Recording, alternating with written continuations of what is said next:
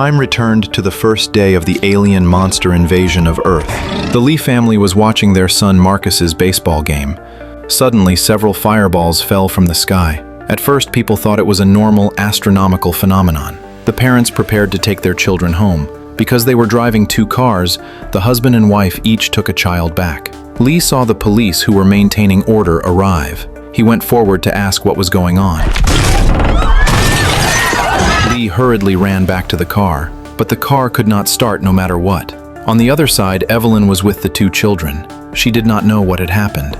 A monster suddenly rushed to the front of her car. In her panic, Evelyn could only slam on the gas and rush forward. Marcus saw his father's car stopped by the side of the road, but at this time, Evelyn did not dare to stop the car.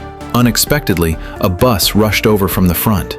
A monster was inside carrying out a frantic massacre. Evelyn could only reverse rapidly. She accidentally hit the side of the road. Regan on the roadside saw her mother's car. She opened the car door and went to chase it. After Lee got out of the car, he hurriedly stopped his daughter. The 2 of them hid together in a nearby coffee shop. The people in the coffee shop did not dare to make a single sound. A monster came to the door of the shop. An accident was about to happen.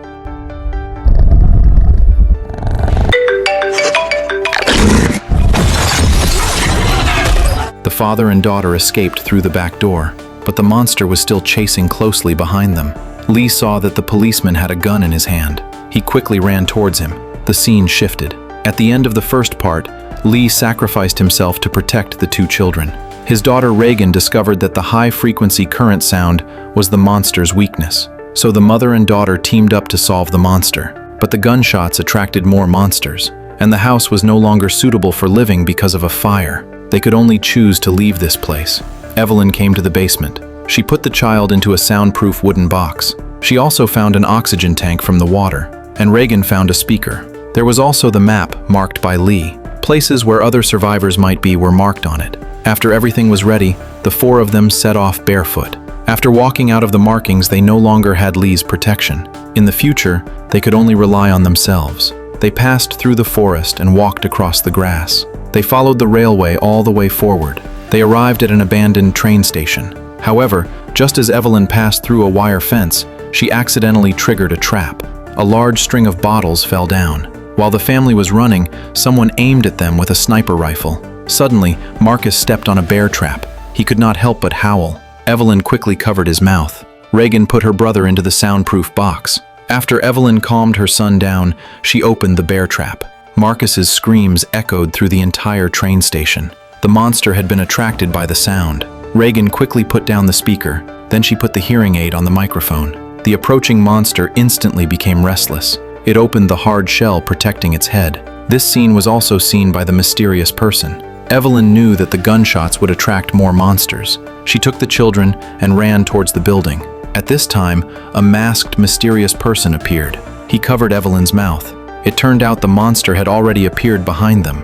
The masked man picked up Marcus and led the way in front. Seeing that the monster was about to catch up with them, the masked man jumped into an iron pipe. Regan and Evelyn also jumped in together when they saw this. It turned out that below was the man's shelter. There was a sealed cabin here. You could isolate the sound after hiding inside. The man said there was no food or water here. They could not stay here. The man's eyes flickered. Although he was masked, Evelyn still recognized him. The man was her neighbor, Emmett. Evelyn had to open the soundproof box. She revealed her newborn baby. Emmett then agreed to let them stay. Then Evelyn used alcohol to treat Marcus's wound. Regan saw her brother's painful look, so she put headphones on him. Evelyn began to chat with Emmett. She learned that his wife had died of illness a few months ago. At this time, Marcus suddenly sat up excitedly. Emmett told them not to make a fuss, because this song had been playing on repeat for 4 months. Regan felt that he was lying, because her father had not received this signal. Emmett said that was because the Lee family was in the valley. He told Evelyn's family to leave tomorrow. Late at night, while Emmett and her mother were asleep, Regan secretly woke up her brother Marcus. The 2 of them came to the sealed cabin. Regan told her brother about the song playing on the radio. This was a code pointing the way. She had checked the location of the radio station. It was on an island. Regan said she could follow the railway. She could arrive in less than a day. Then she would find a boat to go to the island. She could then use the broadcast. She could play the high-frequency sound from the hearing aid on every radio. Marcus felt it was too dangerous. If his sister dared to go, he would tell their mother immediately. However, on the next day, Marcus found that his sister was gone. Regan left a note. She told him to keep an eye on this station. After learning where her daughter went, Evelyn hurriedly found Emmett. She pleaded with him to help her find her daughter. With no other choice, Emmett had to agree. On the other side, Regan walked all night along the railway. Even the soles of her feet were worn out. She saw a stopped train. She wanted to go in to find some supplies. She accidentally startled a flock of birds, but because Regan had a hearing impairment, she did not hear the sound of the birds. Regan found a first aid kit, but she was frightened by the corpse behind the door. Just as she was preparing to put the first aid kit into her bag, the monster came to the carriage after hearing the sound. Regan hurriedly turned on the speaker. She put the hearing aid on the microphone. Regan held the hearing aid in one hand. She held the gun and aimed at the monster with the other hand, but the monster only suffered a slight injury.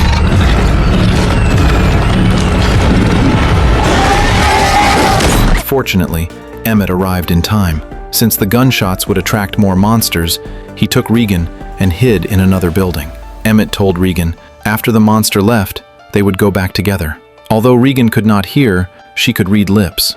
Emmett wanted to take her home, but Regan insisted on going to the island. She wanted to use the hearing aid to save humanity. Emmett had to wait for the monster to leave first. Soon, Regan fell asleep. When she woke up, she found her hearing aid and speaker were gone. Just as Regan was squatting on the ground crying in regret, Emmett appeared and returned the hearing aid to her. It turned out he went ahead to scout the way alone. He took Regan to the bridge. He told her there was a boat at the dock that could be used. On the other side, in the shelter, Evelyn found that the oxygen tank was running out of oxygen, and her son needed medicine for his injury. She climbed out of the shelter wanting to collect supplies. She told Marcus to take good care of his brother. She said she would be back soon. But Marcus waited until dark. His mother had not come back yet, so he climbed out of the shelter. He investigated the surrounding environment alone. As a result, he found a dried corpse in a room. Marcus was so scared that he fell to the ground. He knew the sound would attract monsters. He hurriedly ran back to the shelter. He crawled into the sealed cabin with his brother, but the monster frantically crawled into the shelter. In the panic, Marcus forgot to block the latch with a towel. The two of them were locked in the sealed cabin just like that. After a long time, there was not enough oxygen in the sealed cabin. He could only take turns breathing oxygen with his brother, using the oxygen tank. When Evelyn returned to the train station carrying the oxygen tank, she heard the sound of a monster. She immediately realized her son was in danger. At this time, the monster had already crawled into the shelter. In order to save her son, Evelyn put the oxygen cylinder on the ground. Then she fired the gun to attract the monster. Unexpectedly, the fire was of no use to the monster at all. Fortunately, the fire caused the fire sprinklers to start. The sound of water droplets interfered with the monster's hearing. Evelyn took the opportunity to return to the shelter. She hurriedly opened the sealed cabin. Only then did she save Marcus, who almost suffocated. On the other side, Emmett took Regan to the dock. He found a little girl squatting here. Emmett walked forward without any defense. As a result, he was caught around the neck with a rope by the girl. The rope was full of bottles. Any movement would attract monsters. Immediately afterwards, a large number of survivors came out of the boat.